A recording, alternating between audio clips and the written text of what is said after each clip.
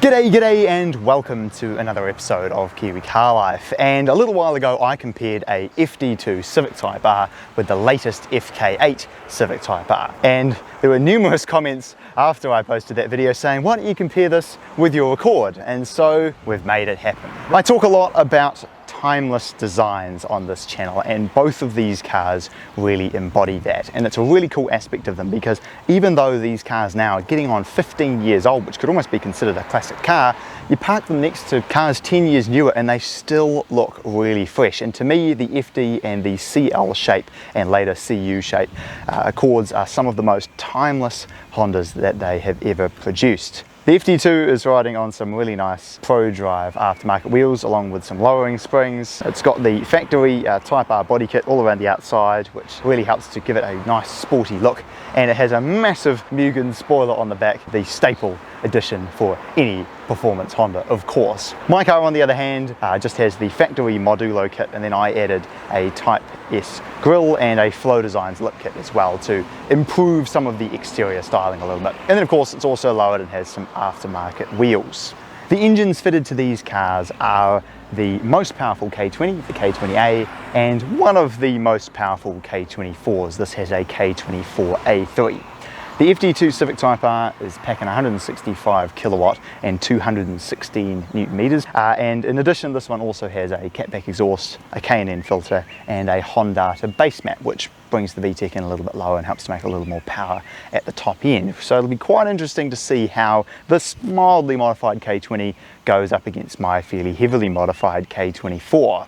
The K24A3 from factory makes 140 kilowatt and 223 newton meters, but I've done a few extra things to this. It's got an intake, headers, exhaust, and it also has a tune to help pull all that together nicely. And at the moment it's making about 165 kilowatt, roughly the same as this, but 250 newton meters, which is quite a bit more than you get out of a K20, of course, because it's a longer block, bigger displacement. And then in addition, I also have Type R gears. So not only do I have about the same power, but I also have similar gear ratios to the Type R that we have over here. The FD2's interior is one of my favorite Type R interiors. Some of you guys may know that I used to have a DC5 Integra Type R, and I've also driven quite a few CL7 EuroRs, specifically ones with the Recaro seats. And I know when they bought this out, a lot of people were disappointed that it didn't have Recaros, but frankly, I hate Recaros. I had that DC5 for 9 months, and by the end of it, my back was absolutely cooked, and I'm still suffering the results from it today. Always having to stretch every morning because those seats were just so uncomfortable for me. But the seats in this FD2 are a huge improvement. And it has a nicer steering wheel, and it has much nicer looking digital gauges and everything. You have automatic climate control and all these good features, and just the ergonomics of everything. Kind of like with the EP3, they've got a really easy to reach shift knob just right here. The driving position is absolutely fantastic, and all the little red accents on the interior just tie it all together nicely. And because it's just from that slightly newer era of Honda, I feel like overall it is a much more pleasant place to sit in, but it's still sporty enough where you know it's a Type R, and it will still very much hold you in place when you're thrashing this down a back road.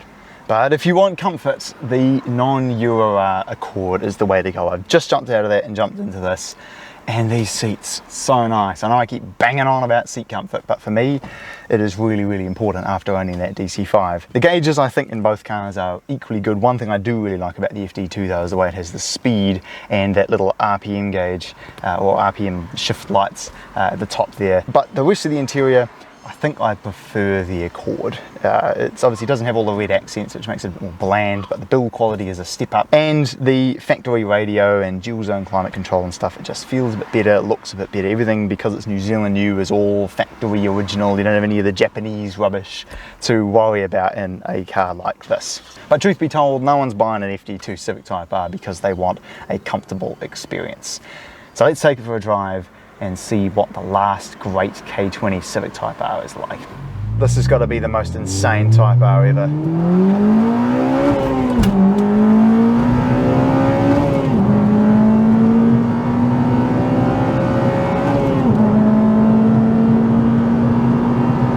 I am shocked for a 2 litre at how much torque it has. Even in third gear, you put your foot down and it's just smooth. Wow, you feel when it comes on cam, like about 6,500 is just where this thing comes alive. Oh my. VTEC. There, that's where you really feel it. 9,000 RPM. Oh my gosh, and yet it's so civil. Wow, the engine is making an incredible racket, but it's smooth, it's comfortable. Wow. Mate, the K24 is great, but like I said in the UR review, it doesn't sound like that, and that's the whole premise. Those extra 1,000 RPMs from, you know, mine goes to 7,800, well this goes to, you know, 8,800. It just makes all the difference, and it takes it from being yeah, it's a fast, good sounding car to being just wow. The Accord has more torque, but what's really surprised me is just the smoothness and the linearity of the power band of this car. There's VTEC. You don't really hear the VTEC anywhere near as much. You have the little indicator, I suppose, but it's not quite as insane as it would have been when it was stock, but just the way it goes in first.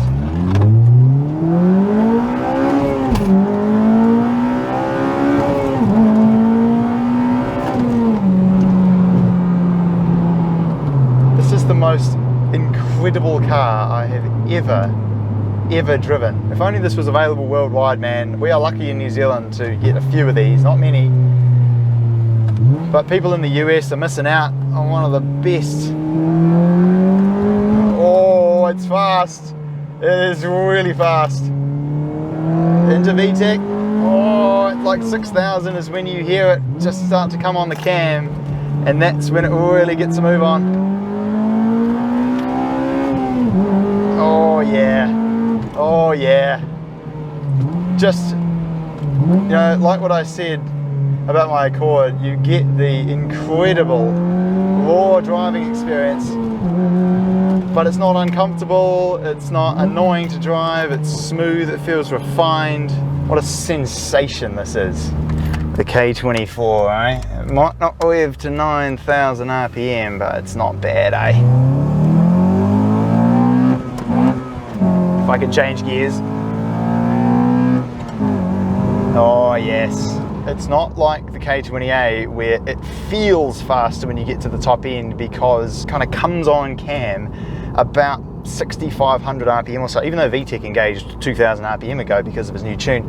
Obviously that was where the cam was optimized initially on the factory tune to make its peak power, and you do really notice that sort of around that 6,500 RPM you kind of get that extra, just you feel that extra wave of shove to push you along. Whereas with this, it's just completely linear power right from 3,000 RPM really. It's raw, but it's refined at the same time. Like, here we go, there's this Toyota Paseo is trying to take us on. I'll put it in second here and then foot to the floor.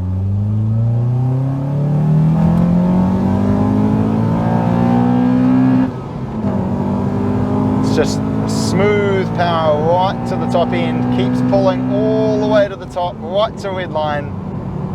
And I mean, so did that K20, but there was something to be said for just well dialed in power. And the handling is good too, man. She really hucks through the corners. Oh yeah, and it's fast.